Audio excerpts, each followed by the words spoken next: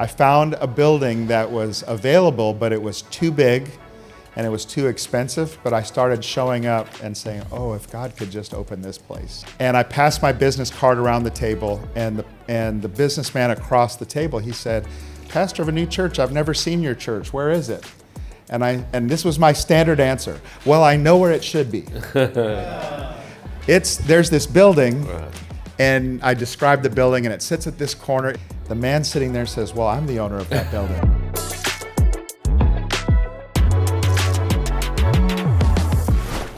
Welcome back to the Rodcast, Innovative Missions with Pastor Rod Plummer and team. I'm Monty from Lifehouse Tokyo, and I'm here to introduce a special episode this month. We recently welcomed Dr. Darryn Scheske here to Tokyo for a training event with our pastors, and we were able to record not one, but 2 episodes with him during that time. Pastor Darryn is the senior pastor of Heartland Church, a very large, diverse church in Indiana, USA. The crazy thing is that he's not even from Indiana. In fact, he moved to his city more than 20 years ago, not knowing a single person. All he had was a word from God that he was supposed to plant a church in that city. He had no connections and no money. In fact, he tells a story of inviting 1,000 people to come to his church launch party, and not a single person showed up. So, how did he break through? In this episode, you'll hear his story and everything that he's learned along the way. So, if you are looking to plant a church in a new city, or if you're wondering how you could start to make a greater impact in the city that you're currently in, this is going to be a good one. Now, let's check out the interview with Pastor Rod and Dr. Darryn Scheske. Well, welcome to our podcast with Pastor Darryn Scheske. Great to have you with us, Pastor Darryn, and your family's here. And what's your thoughts about Japan? You've been here 2 days. Yeah, not quite 48 hours. It's a beautiful, beautiful city. So far I've only been in Yokohama, but I think I would live here. This is amazing. Right, yeah. And those from Yokohama? Of course, I'm going to Tokyo tomorrow, so that might... And so I think your family have been walking around a lot too. Yeah, and what's their impression? Well, it's just clean, beautiful. I don't know. There's their impression? What do you want to...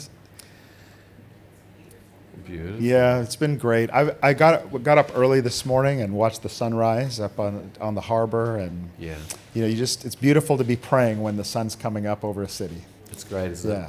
It's a beautiful city, really sweet people, and yet they haven't heard of Jesus. What do you think of that? Isn't that amazing? Yeah, I was reading this morning some of the data from the Global Youth Survey from Rod Hoskins about Japan, and he says that the real problem, it's not that Japanese people are resistant to the gospel, they just haven't heard, and it's more of a lack of a relationship with a believer that would ever present that. Yeah. But he said that in that report, it also said that the highest levels of teens, global teens, that Japanese teenagers, anxiety and depression were the highest of all of the countries of the world. The whole world. Yeah. So what an opportunity that is. Really that's an open door for the gospel. So some people would say that's a hard situation, but we're looking on the other side of that thinking this is the moment. Yeah, because people who are feeling that are going to be looking for something to ease that pain, and nothing's going to work except for knowing who they are. Well, there's only less than 1% that call themselves Christian of any type in Japan, and I think one of the things that our team have been saying lately is let's go for the 99%. Yeah. So there is that level of desire, of faith to reach out, and it's happening. It's happening. When I moved to our city to plant our church, I very much felt like it was a completely new culture, new place. Of course, people have heard about Jesus in the U.S., and it's not that they're just open. A lot of people are very turned off and too busy, and there's been a growing number of people called the nuns, and not nuns like a Catholic nun, like just the nuns. They don't identify with zeros. They don't want to. Yeah, they don't want to identify with any organized religion anymore. And then since COVID, of course, that's been rising in the U.S. So it takes a relational presence. Even though it's a different issue, you still need a relational presence for people to know that they need to be surprised by someone. I always hope for that moment when a person says, well, I know a lot of Christians, but this one's different. It's great. That pleasant surprise is the open door. Yeah, and I think that we have been talking about how do we scale out reaching more people, because Japanese are open. It's just that they haven't heard. I think that people might be listening, they just don't realise how unreached some people are, where they've had no one in their family is a Christian, no one in their schools is a Christian, no one in their business is a Christian. There's almost no Christian books. So we're living in a bit of a zone, no knowledge, but the culture's open. Isn't that a shame? Like, we'd love to call the world to come and help us in Japan. What is your strategy that you teach to church planters about how do you enter into a city well and begin making the right kind of relationships? Well, when we enter a city, even if we've been successful in this city, in that city there's no Christians or no young Christians. So instead of thinking, well, we've broken through here, we're going to break through there, it's like hitting the wall again. I call it hitting the wall, where there's just no one coming unless we bring them. Like, they're not coming from other churches or backgrounds. Everyone that comes, we have to go and bring them. The exception of that is if maybe they were a foreigner doing an exchange program or something like that, Christian. So I call those gifts. God gives us gifts from other countries. But otherwise, we've got to go and bring them. So a new church plant must have a team. To go out there with just 2 people and think we're going to get 10 is not going to happen. Well, it hasn't happened. And I think that if we bring a team of 10, all outward facing, I think we have a chance of bringing the one and the one and the one and start to build. So that's how we do church planting. We call it the building with the ones and twos. So instead of seeing that as a very small thing, we see that as a very really good step in Japan, because a lot of churches don't see anyone saved in a whole year. So if we see 1 or 2 or 3, we're doing well. Now, we're praying for more, but you have to start at that small point. So it's a long answer to your question, but we need a team. No, I agree completely. I wish somebody had told me that Yeah, when tell me I planted about the church, you because started- we went by ourselves. Yeah. And I did all that work, and then when I had my big event and 0 people showed up, it didn't work. Just go back a bit. What effort did you put in So for that?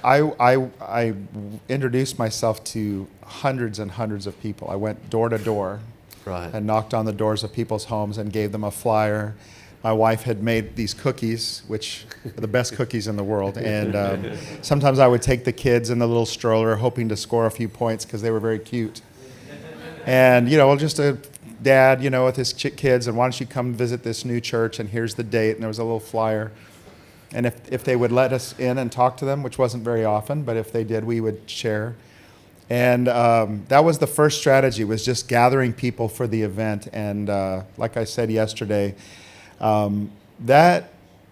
did that for about 3 months in a row, and my goal was to make contact with 1,000 people, believing that if I got 0.5% of the people that What's that? 0.5%? That's 50. that would have been 50 people would Right. show up for making 1,000 contacts. Right.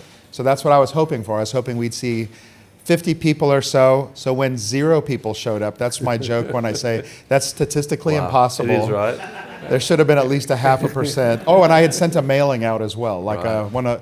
kind of like when the supermarket sends out a mail and they have their little advertisement in your mailbox. So I'd spent money on that, and it didn't work. And I think a team would have helped. But Right. it did force me to come up with a Right. strategy. Yeah. And I think this strategy. So later, when I said, well, I guess I'm not going to start a church, but how am I going to pastor the people God puts in front of me? I started to think, as I mentioned yesterday, that my deep belief is prayer. I was completely humbled, completely dependent on God. So I began to do prayer walking. So instead of inviting people, I started walking a grid, just walking through the neighborhoods and walking through the streets of our town, and saying, okay, I'm going to enter this community as an intercessor and start praying for it, for God to open a door. I also believe in that there's a passage where Jesus, when he sends out his disciples, he says, go find this person who will open a door to you. And when you find them, don't move around. The man of peace. Yeah. And I believe that there's a man of peace in this city that God wants me to meet that will have an open door and be a person of influence, kind of like a Priscilla or some other person that will be able to introduce me to their circle, maybe a person that has resources. So I began to pray for that. And then the second step of that was to think about what are the needs of this community?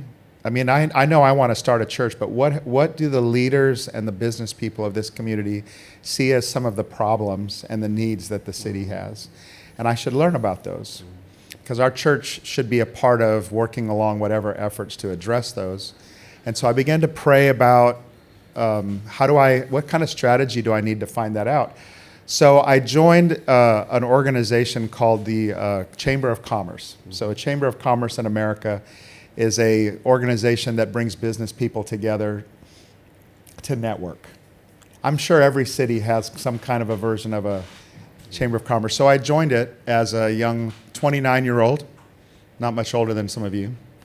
And I just started to show up for these monthly lunches, and then you'd sit at a table and you'd share your business card. And I wanted to find out a way to serve, because I think if you enter as a learner and as a servant, you're going to meet people in your community somehow. Right. So there was an opening in the Chamber of Commerce for a government relations committee person, which means you show up to an extra meeting. But I used that as a way I started calling the different government leaders, our mayors, senators, legislatures, people in power, and I would schedule a meeting and I would say, hello, I'm Pastor Darryn Scheske. I'm serving on the Government Relations Committee of the Fishers Chamber of Commerce. I'd like to come pay you a 15-minute visit. And they would write me into their book. And so next thing you know, I'd be sitting in front of this senator or a legislature and I'd put a suit on, look right. And then I'd show up and I'd ask them, tell me, I'm a new pastor. I'd like to know what are the great needs of our community. What has the church done well? Or what has the church done poorly? What reputation does the church have? And how can I serve? What are some ways that our church, now mind you, there's no church. My office is in a closet in an apartment. But I would say, how can our church serve you? I mean, part of this is just you have to believe in your heart that if God sent you, then you are, whether there's people coming to your service, that you are one of the leaders of that community. And I had to get that in my head, that, because, what makes a person a pastor? Right. Is it because I have an audience? No. Is it because I have people calling me pastor? No, God called me a pastor, and then there were some people that did this to me, laid their hands on me, and they called me a pastor. Yeah. So I had to go to that community, and I was thinking of you yesterday, some of you guys that they laid hands on you. You are a pastor. You need to go to your cities and say, I'm a leader of this city. I'm one of the leaders of this city. You're one of God's leaders, whether you have an audience or not. So you have to build. So that's a kind of a God confidence. Like, it's not in me, but God sent me. Yeah. And he's sending me to find somebody. There's a man of peace here somewhere that God has already prepared. Because if he's called me, then, right, Pastor Rod, he's called a man of peace. Absolutely. So I have to be out searching. I can't do anything without that person. That person is there by God to open doors for me that I will never be able to open on my own. So I had to go find this person. So I was joining these community organizations. Every city has a place in the Bible. Like in the Bible, it talks about the leaders gathered at the city gates. So you have to find out in your city, like, where are the business people and the leaders? Where are they? Where do they associate? And figure out how to be a part of that circle. And don't show up as trying to get them to come to your church, but I'm showing up as one of the leaders. How do I make our city better? And so I started going to these meetings, and just showing up. And then I would use those meetings, that committee, to get open doors to talk to all of these leaders. And I did that over and over. And pretty soon I got a sense for what are some of the needs. So now I've started as an intercessor. I've now become a learner. Now I want to be a servant. How can I start to serve? So I found out that all the business people of any significance were meeting for a Friday breakfast at 7 a.m. at the Fishers Rotary Club. And I didn't know what a Rotary, I didn't know anything about that. But if that's where the leaders of my city are going to be, I'm going to join that community organization. Rotary it's a worldwide service organization. Not so popular maybe in some parts of the world, but in Africa, third world countries, we do a lot of work for the poor. So it just so happened that this little Fishers Rotary Club was sort of a Friday morning spot of non-Christians mostly, or good people who had a sense that they needed some purpose in their lives. So they were joining a little service organization so they could kind of give back to their community. So that's where I just started showing up to that group, meeting people. And I think there's something important about just being in those circles. Because yes, I have to lead a church, but I also think it's important to I have to be building relationships. And all this while, I'm just praying, Lord, lead me to this man of peace. So hold that all in your mind. And then I'm looking for a place to meet. I heard this yesterday. That's what I was listening to. The big issue is where do we that's true. Where do we meet? Venue. And I had the same problem. Right. Because everything's too expensive. There was nothing available. Those are my two problems. Sounds like the same problems. Really is. Here. Too much money and nothing available. So I found a building that was available, but it was too big and it was too expensive. But I started showing up and saying, oh, if God could just open this place. And I started to pray for it. I put my hands on the window and just pray for it. And then I saw that there was a sign that said, here's the agent that's listing it. So I called them and said, I'm a pastor of a church interested in renting your building. And he said, pastor of a church, we're not interested. And they hung up. Wow. We don't want churches. But that didn't stop me from praying. I kept going back and still praying. And then I called them again. I said, don't hang up. Can I still talk to you? And they said, how many people do you have? And I said, well, about 30. Click.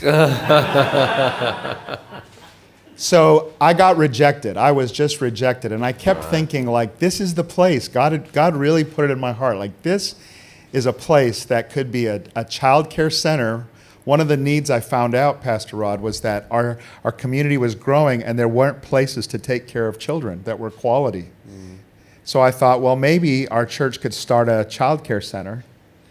And that would be a business that would not only serve the community, but it would give me some revenue to help pay for a building. So I started, well, what would I need to run a daycare? So I would need a building, I would need a daycare director, I'd need some startup money, and I would need, basically those three things. So I went and I found a businessman that would help me write a business plan for a daycare. I put an ad in the newspaper to recruit a daycare director of a daycare that didn't exist. Wow. But I just thought, if I'm going to do this, I better see who's out there. And then I started praying for this building. And one day I go to my Chamber of Commerce lunch, and we're sitting at the table with all the business leaders. And I passed my business card around the table, and the businessman across the table, he said, pastor of a new church, I've never seen your church. Where is it? And this was my standard answer. Well, I know where it should be. There's this building, right. And I described the building, and it sits at this corner. It'd be an amazing place for a child care center and for a church. I can't get the people to listen to me. I wish I knew the owner of that building. The man sitting there says, well, I'm the owner of that building. And in my heart, I went, is this my man of peace? Right. And he says to me, he said, would you like to go see the building after this lunch? And I said, yes, I would. So we go back to the building, and he shows me all around. And I said, could I make an appointment and bring you my business plan? And we'd love to rent this place. Now I have no money, nothing. But I had an appointment later that day with the girl one person who had responded to my ad as a daycare director. So I left that meeting and went to this other meeting and interviewed this young lady. And I said, well, here's the thing. The daycare doesn't exist yet. But when I started, how'd you like to be the first person, because she had a great resume. And so now I just needed money. I had a potential on a building, and I needed money. So I began to pray that God would provide for that. And I went back to some churches, and I started telling them about this, and I got some churches that agreed to send some money. And then the organization that sent me, they said, well, we'll give you some money. What I didn't have was cash to sign the lease. It was going to be $10,000 US a month. And I had to have a $5,000 security deposit, so I needed $15,000. So I said, Lord, I'm going to not try to raise that. You're just going to have to give me that as a sign that this is your thing. And right up until, I think that it came to the week before we were supposed to sign, I still didn't have the money. One day I got a letter in the mail from a person that we had known years before, and they said, we heard you're planting a church, and we want to get in, be a supporter of it. And there was a check for $15,000 exactly. Yeah. Now, I had to sign a 5-year lease at $10,000 a month. That was like $1 million thing. So I took that as faith. I said, well, if the Lord provided me the first check, he'll provide me every month. And I went back to that business owner and I asked him, I said, would you be willing to cover all of the demolition? We'll build out what we need, but there's about $50,000 of demolition work. And he said yes. Right. And years later, this man became a Christian. He's a member of my church now. That's great. And I asked him, why did you do it? And he said, it made no business sense at all. I couldn't explain it. I was going to tie up this building. And he didn't even know what to do with it. He builds houses. And what I found out was that the community, an entertainment company of ill repute was going to put an establishment there in that building. They were probably a strip club or something. And the city leaders went to him and said, you're a man who has the money, buy that, get it off the market so that this company won't put a strip club there. So he bought it, but he didn't know what to do with it. Here comes a young 29-year-old pastor full of faith, and he said, I don't know why I did it, but I just thought maybe this is going to be good for the community. And what I realized, God had already put it in his heart to be good to the community. He had bought a building to keep it from doing something bad for the community, but he didn't know what it was. And this man, Kelly's back there smiling because this man has been a major financial leader in our church over the years, and he wasn't a believer when he helped me for the first time. That's kind of a principle. I don't think the man of peace has to be a believer. Yeah. I think the man of peace will become a believer, but I don't think they're a believer sometimes like Priscilla wasn't, when she just heard the gospel. So I think God has to provide the person, but you have to make effort to be out in the community believing that God has people of means, of wealth, of stature. And I learned this from my grandfather, who was a missionary. He went to Kenya in 1940s. And he says, you can do nothing in these cultures without blessing of the elders. So you have to go and pay your respects, like visit the government leaders and visit the people of power and come to them and introduce yourself. Because later, when you're trying to do anything, you're going to need the blessing of these people. So you need to go early when you're young, and just go humbly and introduce yourself as a person of goodwill. And hopefully they'll say, well, I've never met a Christian pastor like this before, but he seems to be a good guy. And I can tell you, years later, this is the reputation that God gave me in my community, is that I'm a pastor that's there for my city. It's amazing. A number of themes that I think for our people coming up. It just sounds like you have a spirit of faith for finance, Darryn. It does. It feels like that. I feel that even hearing you, I'm feeling... You feeling that, everyone? There's this, like you have a gift of faith. Would you agree with that? It's not just for finances. It's just, that was one of the gifts. As a third generation missionary, there's a story for almost every situation. Sick people being healed, people who are blind receiving sight, miracles of finance, miracles of protection. One time I remember my father was preaching and a demoniac came into our meeting and he rebuked him and the guy fell over. I remember seeing this as a kid. So there are stories of God's power that we've just received, and I feel like they have to be passed on to a new generation, that we're not just the victim of our circumstances. We're leaders sent by God, and God has Great. I don't mean to sound like, I'm not bombastic about it at all. I just do believe that God has gifts for us. Well, that's what I'm saying, is a Yeah. gift. Yeah. A gift is a gift, right? It's Right. something you receive, you're inherited, you've seen your dad, but also God has downloaded something to you. And I think we can feel that today. So here in Japan, a lot of our people are brand new Christians and they're students, so they haven't got much income. Yeah. So the greatest challenge we have is just starting from that place, which we're happy with starting there. You know, that's our world. But how would you build into pastors or leaders in that situation? What I've been thinking about this since yesterday, listening, because so much of the opportunity is going to be through the youth. I might think about, and I don't know that I can tell you what to do in Japan at all, but I know that in my community, I would want to build relationships with some business people, because I think they know. Like, I have to imagine that there are smart people in Japan who have means and money that know the statistics that the youth are in trouble, that their mental health and their anxiety and their depression is really, really high.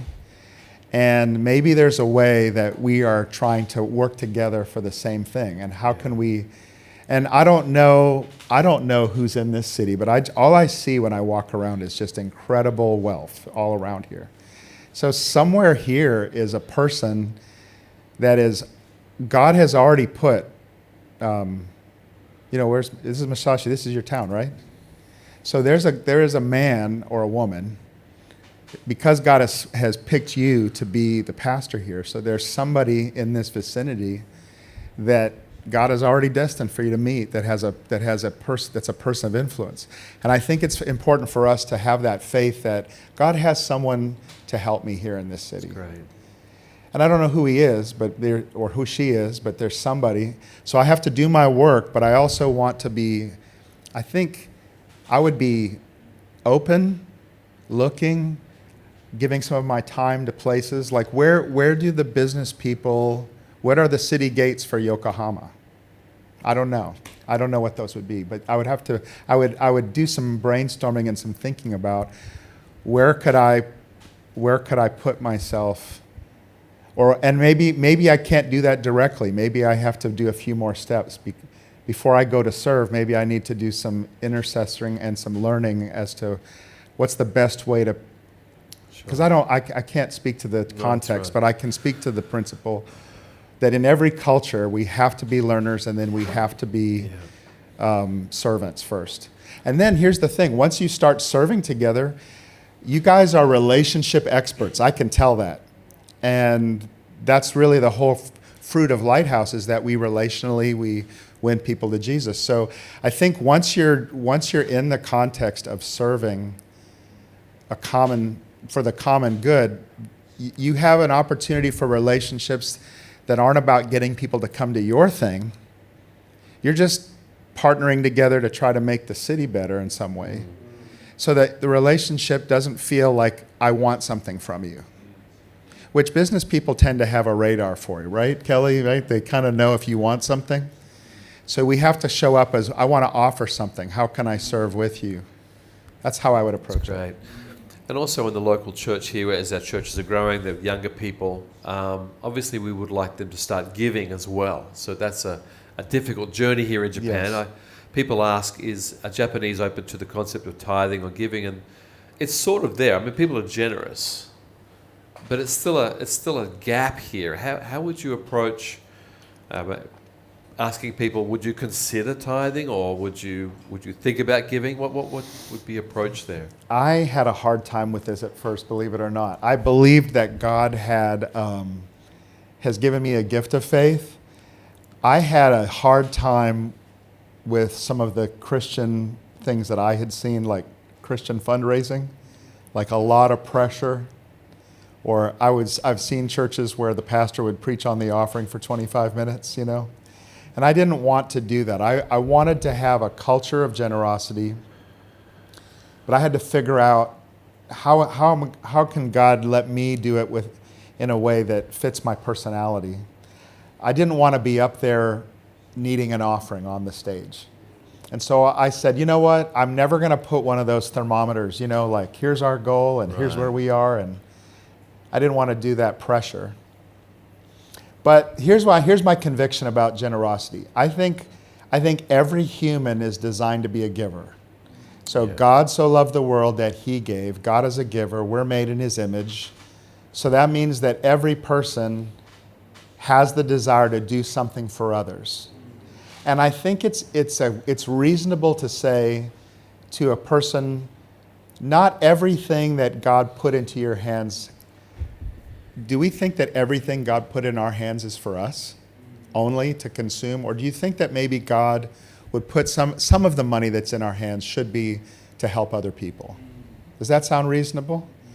So what I want to do is help people learn how to be good stewards of their money. So I rarely preach about giving, but I teach them about stewardship, how to be a good manager of your resources. Because if you're not careful, you'll consume everything that you have, and your life won't be able to accomplish. God made you to give. And sometimes, I remember Kelly was in our church, and he wasn't a believer. He was a businessman who happened to like that woman over there in the corner, and he wanted to date her. And Lori said, if you're going to date me, you have to come to my church. So he would come into church, and he'd be watching Man United on his phone while I was preaching. So he really wasn't there for the church service. But one day he heard me say something like this. God has made every one of us to be a giver. We're made in his image. And I want to help you become a great giver. And if you think this is about me getting something from you, let me tell you right now, you can give everything to another church or another charity. I'm not up here needing an offering, so I don't need this for me. I want to help you. And we're on a podcast, so he's back there, not in the frame, but he would say that was the first day I paid attention because he wasn't wanting something from me. And I wanted something for him. So God's put that generous heart. It's, what people say? They say, well, I wish I could, but I can't. Like I would give, but I don't have any money. Well, did you use it all on yourself?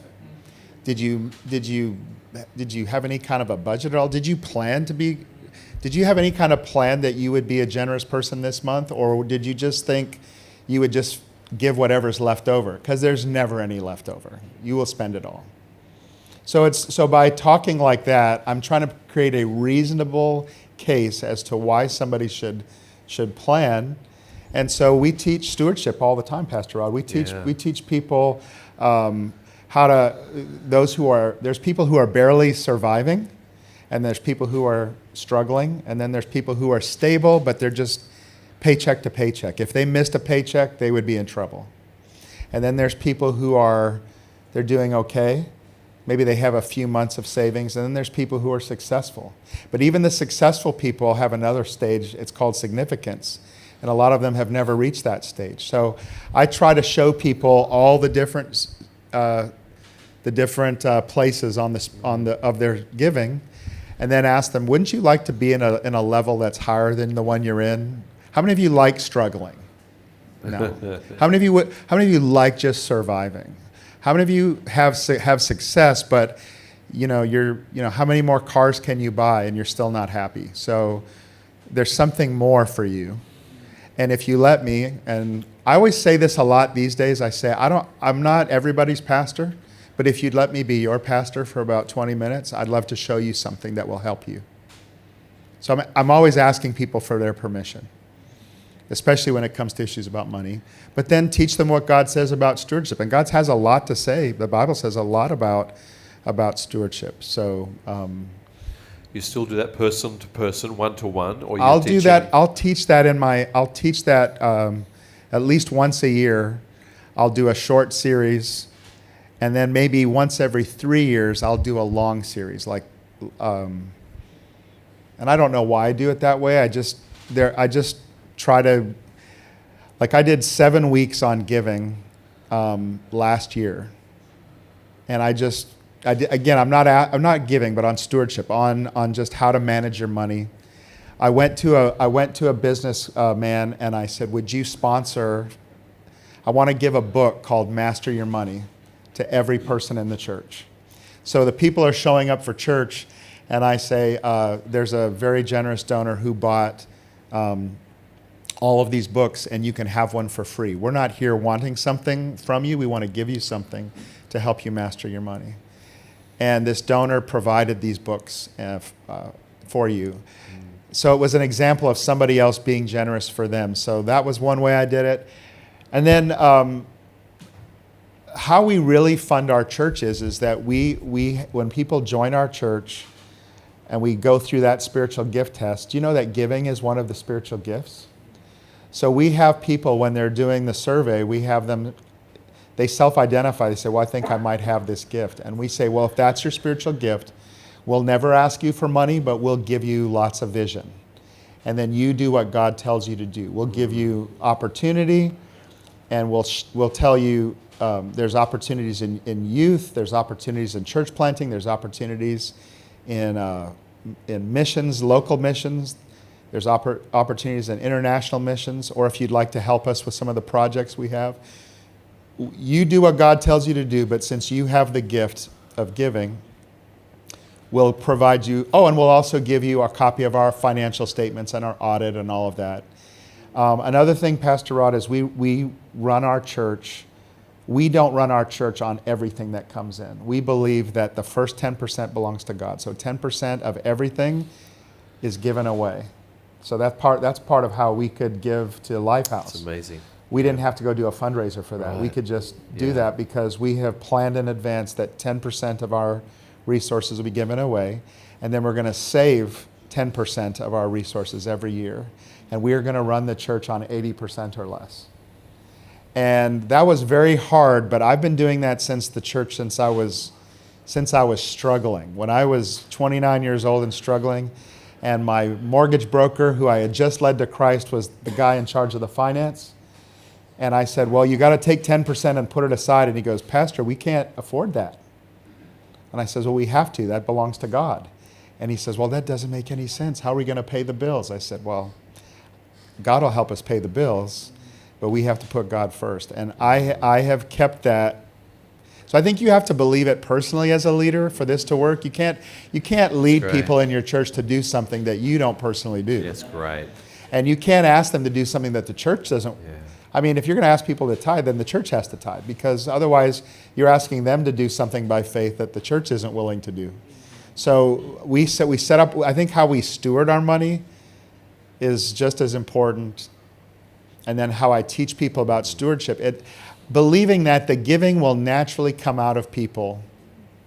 So on a Sunday, I will say, it's time for the offering. Here are the ways to give. Thank you for your generosity. And we move on with the service. I hardly say anything more than that. A number of our pastors, we're working with a bunch of pastors here, and a number of them are bivocational. Yes. Because the church is not strong enough to support a whole salary. Yeah. Or it's a great strategy just to be in the community and reach. But how would you speak to people that have to build with almost two brains, isn't it? Their work life and then running a church. Well, I had an interesting story about that. The first church I worked for, that was the church that I learned everything I'll never do in ministry. Right. So it was one of those places.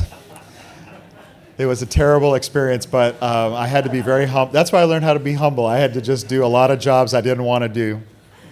The second church I went to work for my father-in-law, and because I thought this place will be a better opportunity than the church I was at. And my father-in-law was planting a church in the city of Philadelphia, and it was growing rapidly, so he says, come on out and help me. What that meant was I got all the jobs that nobody wants to do in the church. So I was in charge of computers, video cameras, cleaning, running the church bus. I mean, it was everything. It was a lot of administrative duties. And I couldn't preach, and I didn't have anything that was I considered ministry. So I had this job in the church, but it didn't feel like ministry to me. So I complained about it. I was like, I don't know how long I can make it in this job because I want to be in the ministry. And so after about a year and a half of this, I thought, I love my father-in-law, but I'm probably going to quit because I'm not doing the ministry. I'm just doing this other job. And it was all of these IT functions and administration and things. So I went to see a pastor that I trusted, an older man, and he had a big church, and he let me talk to him. And I said, Pastor, I don't know what to do. My father-in-law, he's the pastor, and I want to honor him, but I'm not doing my calling. I want to quit this job. And he goes, well, what has God called you to do? And I says, well, I'm called to evangelize. I'm called to lead people to Christ, called to preach. And he says, okay, well, how's that going? And I said, well, it's not. That's my problem. I've got all these administrative things, and I don't have any time, so on. He says, okay. And then he says, well, what has God called you to do? And I said, well, he's called me to preach, and he's called me to evangelize, and he's called me to witness to people. And then he says, so how's that going? And I says, well, it's not going. And I realized I just repeated myself, didn't he? So then he asked me the third time, and about this time I could feel the back of my neck was getting a little hot. And I said, Pastor, I've told you the answer 3 times. I'm missing something. What are you trying to say? And he said, well, all the people that come to your church, they have jobs. And you're trying to tell them to get in the ministry and serve. If God has called you to preach and to evangelize, then preach and evangelize. Do your job that's paying you money and putting food on the table.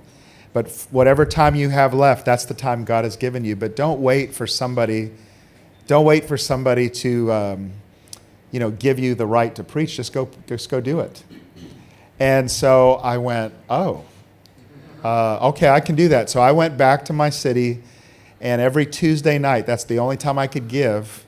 So I did my work to the best of my ability during the week, but Tuesday nights I went out to go evangelize in my city. I would knock on doors and share Christ, and I started taking young people with me. And over the course of that year, that grew and grew till the point where I had 80 people with me. We were going out and we were sharing Christ with people, and we started bringing people back to the church on Tuesday nights and doing baptisms. Right. This was in the city of Philadelphia. So my whole calling to plant a church started out of one conversation where the pastor reminded me that the work is part of what God has given us to put food on the table, but you're still called in the ministry at the same time. And whatever time you have, give that to God, let him multiply that. In doing that 1 year, my father-in-law said, what are we having you doing all of these other jobs for? You should be preaching and you should be teaching people about evangelism. And he changed my whole job description. And then later, I ended up becoming a church planter for real because I had all that experience leading people to Jesus. So yeah, I think you have to just see the bivocational work is just part of the ministry. And it's not like you're not in the ministry. You are today. Just be the pastor God's called you to be with the time that you have, and God will change the circumstances at some point. When you do one-to-one, encouraging people to learn how to be generous, or I don't know what terminology you'd use. You mentioned a number of keys, and obviously it's the stewardship is a big part of it, understanding life and the big picture. Is that the key? Is bringing people back to the big rather than the small? Well, let me put it in a more practical way. I think sometimes I felt like I had trouble asking people to give money to me. Yeah, I think some of our people would have that same issue. And so I feel like hesitant about how can I ask people to give me money? And I think you have to take that out of your mind because you're not asking them to give it to you. I remember when I had to raise money, I went to different churches to raise some money to be a church planter. And instead of thinking of me asking them for money for me, even though that money was going to pay my salary, I had to think about send me to these people over here. Yeah. So I had to point that there are people who don't know Jesus, and will you send me to go and reach them? So you're not giving to me, you're giving through me you're giving to these people that don't know Christ. And so I think people don't give to need as much as they give to vision. So you have to be very clear, like our church is here in this community to help people. So you're never asking for them to give to the church. You're asking them give through the church to help people. How is your church helping people? So you should have stories of, thank you for your giving. This week we were able to, do this or do this, or your giving is helping feed, and if even 10% of the money that's coming in went and helped a local organization, like one of the places we serve our city is there's 49 food banks for poor people. They can go and get food. Well, we support those. So when you look at their list of statistics of how many people they serve in a year, we claim all of that because we're a part of that. We help them do their mission. Yeah. So we were able to tell our church, thank you for the 5,000 people last month across 49 food pantries that receive food. You never give to a church, you give through a church. Thank you for your generosity. Just for Lifehouse people, I think we need to realize our TED Just Giving to India is a huge part of what we're talking about here. So exactly. We've been doing that for over 10 years. We give to an area of India where they're not believers, they're not followers of Jesus, every single child, and we give large. And people want to give, and I think that we need to understand that probably is a storehouse or a generator of generosity, is what you're saying. Yeah, and I think that people give to their values, not so much to ours, right? So every person, their heart is shaped a little way. Like in my church, some people really care about the international stuff. And some people, their heart is right here for the city. Yep. And then there's some people that care about the kids. So I think you should see like your missions portfolio, like make sure there's something for the basic hearts, like how are we helping the poor in our city and so on. Yeah. Well, that would be like what we call our lanes, which we're changing the name soon to be areas of giving, like really original English. No, but it's clear. It's clearer for Japanese because lane could mean rain. Right.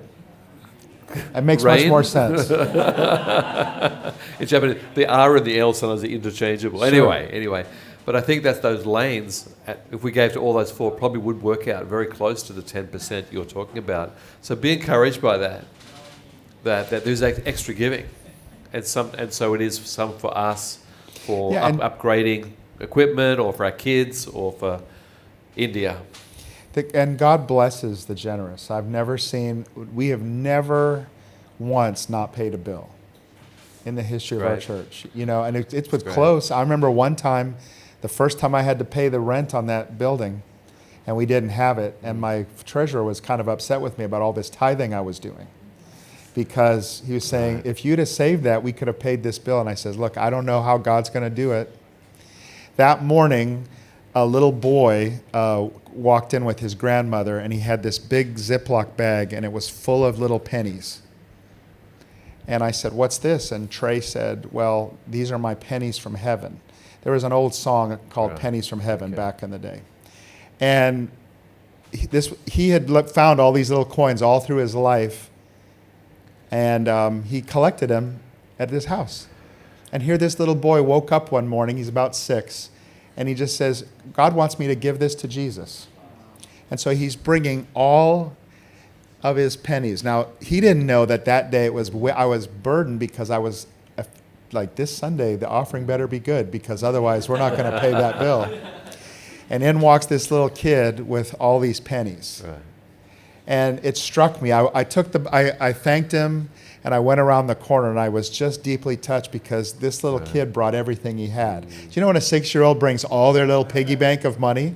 God had to talk to him about that because most kids will go, mine, But this little kid was bringing that offering. Yeah. So I got up that morning and I just said, I was really touched today by this little boy, and he gave all that he had. And I think God blesses that. And then we had a baptism Sunday. We baptized some people. And that day the offering totaled to the penny, including the pennies he brought. It totaled to the penny the exact amount I needed. And the treasurer came out and he was crying because we had the exact amount. No more, no less. But every one of those pennies were added up as part of the total to pay that first bill. Praise the Lord. Praise God. So good. So good. Well, just a final question. And we've got lots of questions we can ask afterwards. But what advice would you give us as a young movement in Asia reaching unsaved? Like you've given us a great keys, but what would be a concluding thought for us? Don't give up. Most people abort the vision of God because it gets hard. And you are doing work in a hard place. And you have to be prepared to stay a long time. If you're going to do pioneering work, you can't try it for a little while and then quit and leave. If a pioneer has to stay, I'm going to stay here. And I'm thankful. God used a broken part of my life. I didn't know that. I told you that story yesterday about I didn't really understand friendships, and it was a broken part of my life that had caused me to say, I'm going to stay here for the rest of my life. I don't want to move anymore. But God used that as well as a conviction that I was there. So I decided I'm going to stay here when it got hard. And there were times when I was on my face on the carpet, crying to God, God, I don't want to do this, or this is very hard. Or I've had moments where I found out one time, I told Pastor Rod that, we planted 13 churches out of our church, and one of them was what I call the accidental pregnancy. I didn't even know we were pregnant, but we planted a church. Right. You'll get that later.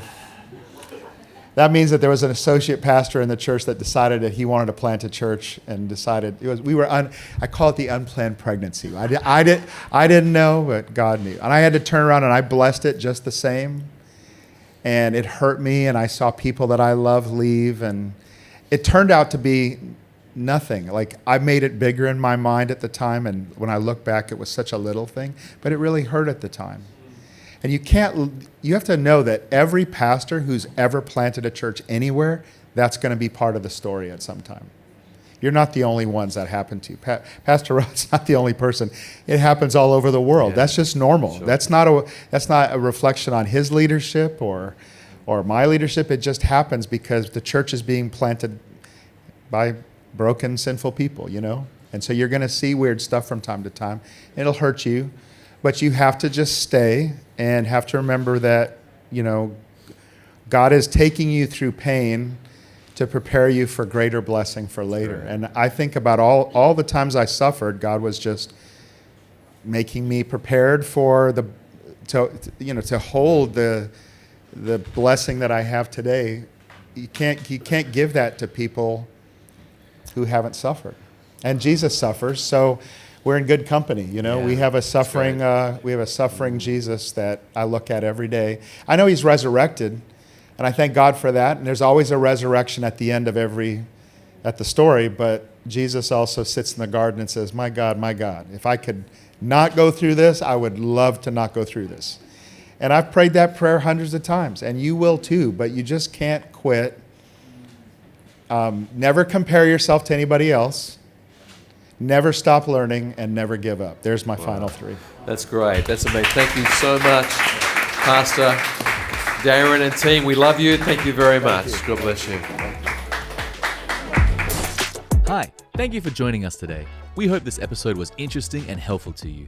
If it was, you can let us know by rating, reviewing, sharing, and commenting on the episode. That'll help us know what you're enjoying and what topics we should focus on in the future. If you haven't yet, make sure you subscribe to get these episodes as soon as they drop every month. And we'll see you in the next episode of The Rodcast.